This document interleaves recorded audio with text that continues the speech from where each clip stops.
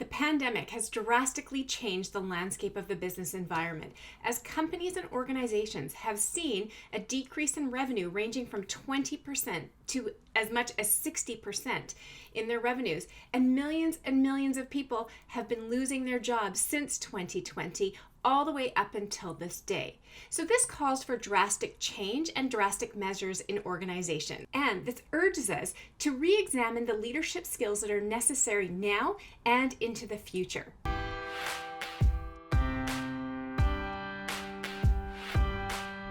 So before we get started to talk about the 4 leadership skills that will be necessary in 2021 and into the future, I just want to take a brief moment because I know that you value personal growth and development as much as I do, and therefore I would be so grateful to you if you could share this video with 3 of your friends on social media and tag them so that they know exactly what skills are going to be necessary to utilize in their entrepreneurship journeys or within companies that they might be running or be a part of, as well as even in their home and family lives, because we're always dealing with people. And so we are leading and guiding people all the time, whether we think we are or we're not. We as leaders have been pushed to rethink the fundamentals of how we work and the way that we learn best. And so leaders in this new unconventional way of working need to develop these 4 essential leadership skills. And the first one that I want to discuss today is empathy.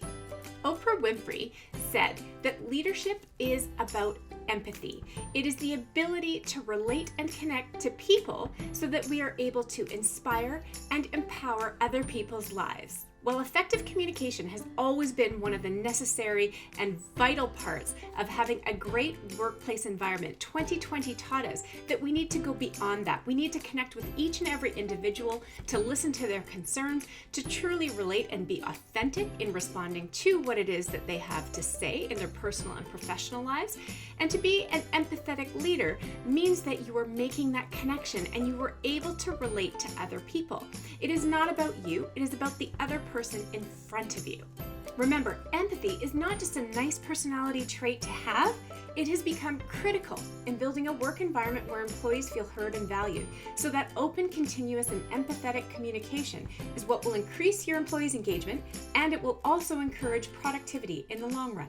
Before I jump to the second leadership skill, one thing I realize that I don't do enough of is tell you what freebies I have on my website. So if you're loving this video and you're a leader and you want to show up as a credible leader on social media, I have a wonderful step-by-step guide on my website that shows you exactly how to do that. So you just need to go to www.amanda-desilva.com, and on there you will notice there is a freebies section and you can download all the useful tools there. So the second leadership skill that's necessary is having healthy priorities. And as a leader, you might be feeling drained and exhausted with the ever-changing landscape of business and different demands on your energy, your prioritization, your time, and just motivation in general. So having these healthy priorities for yourself, but also for your colleagues and those that you lead is completely essential in this day and age, because if we're not healthy, we cannot give that same guidance and support to other people, and we can't show up as our best. So this is essential as a skill that you not only need to show up as a role model and lead with healthy prioritization, but you have to help others get there as well so that they're not always under that fear, that stress, that exhaustion, and that burnout state.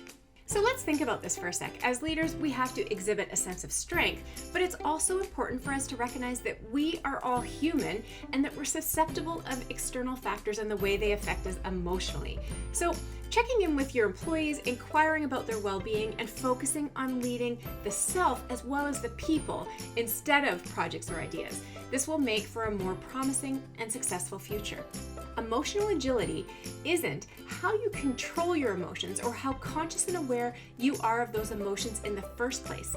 It transcends that limited understanding to how you navigate those emotions. You cannot do this without cultivating a certain level of mindfulness that allows you to detach your definition of who you are from, say, the emotions that engulf you.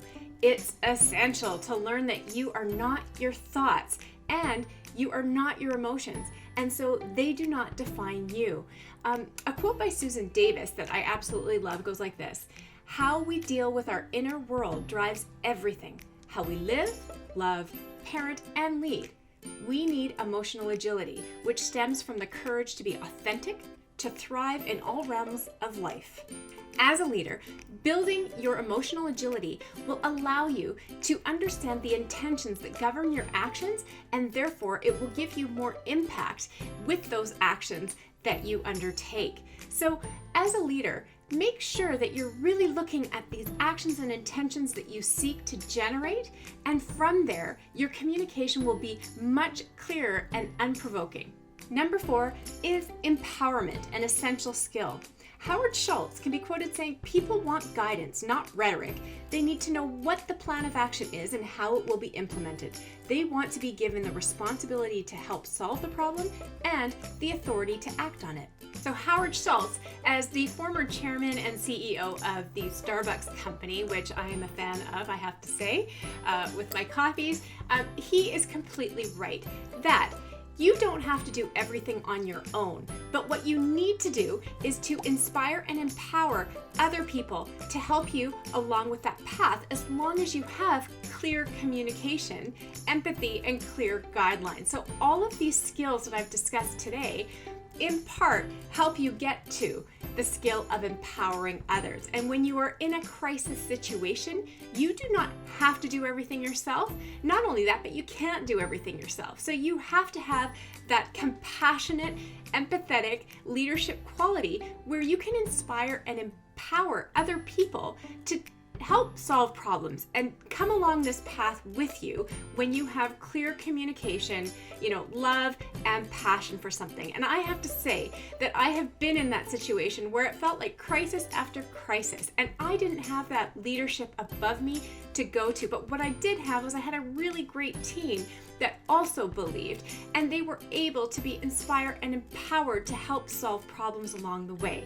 So I hope you love this Mindset Monday and it's been valuable for you. Like I said at the beginning, if you could go to my website and subscribe to my newsletter, that would be wonderful. And you can go to www.amanda-desilva.com/newsletter to get the newsletters delivered to your inbox, the blog, the video, everything is sent directly to you so you don't have to go hunting.